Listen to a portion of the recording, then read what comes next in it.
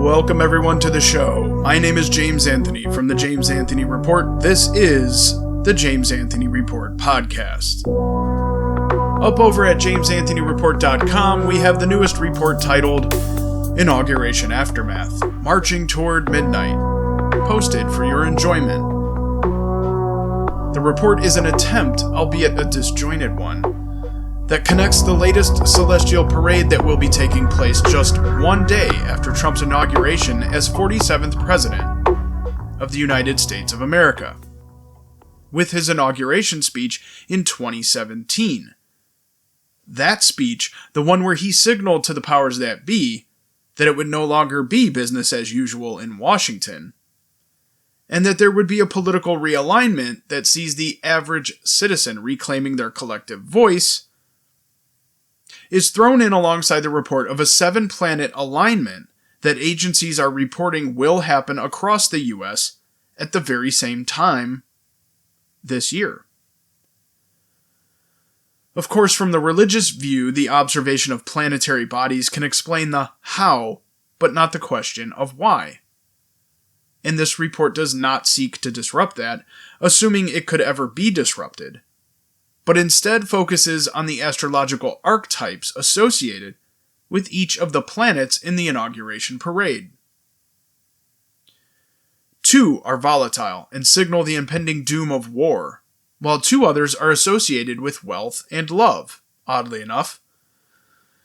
Interestingly, it will most certainly be the scientific crowd that gives the most flack when it comes to something like this.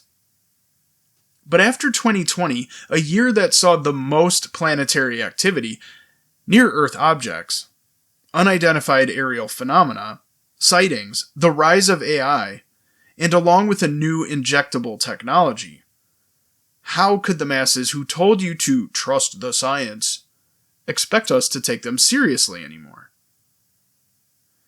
The case I make is not for astrology to run your life, but to notice that the paradigm shifts in politics, these political realignments, always coincide with signs in the skies. Venus will be on march in the heavens as a symbol of love, and a renewed and reinvigorated love of country is on the rise here in the US, largely due to the massive populist victory of Trump. Jupiter, a signal of wealth, seems to suggest in this instance a new domestic energy policy, perhaps a new boom time on the rise yet again. But the ancient god of war, the one that we call Mars, is also involved, and with many of the day one promises that Trump made as candidate, the most consequential will be the promise to end the Russia-Ukraine conflict. While this wasn't the sole reason for his re-election, his handling of foreign nations in the past is what gives people the confidence in him. At the very least, on a subconscious level, one that we may not notice or always take notice of. But with the wheels already in motion for World War III put in motion by 4 disastrous years of weak leadership under the Biden clown show, Trump may be in for another wild ride aimed at keeping him occupied on anything other than making America great again.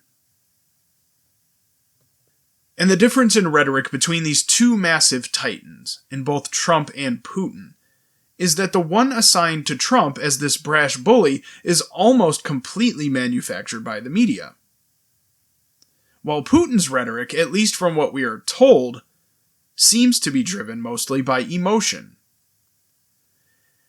And Trump is hardly ever given credit for the level-headed, calm, strategic businessman that he is.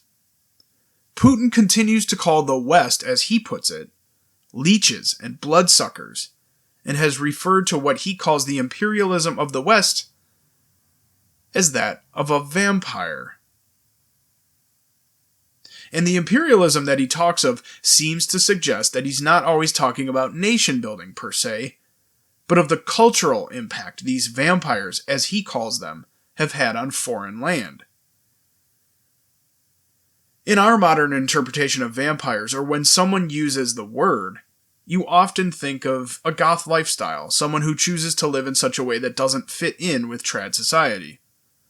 Or maybe energy vampires, people who feed off of negative energy or who love to cause problems in the workplace, but who seem to thrive off of it. But in reality, the vampire myth originated in Eastern Europe among Slavic and Balkan peoples.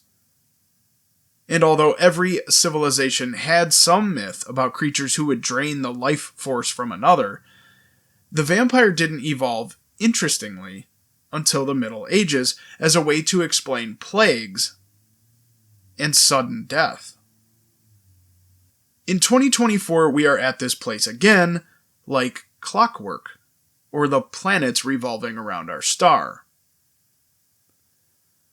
While we may be looking for answers yet still as to why the globalist elite are hell-bent on nuclear disaster, we can't continue to wonder why our culture, as uniquely American as it is, seems to slowly be fading away.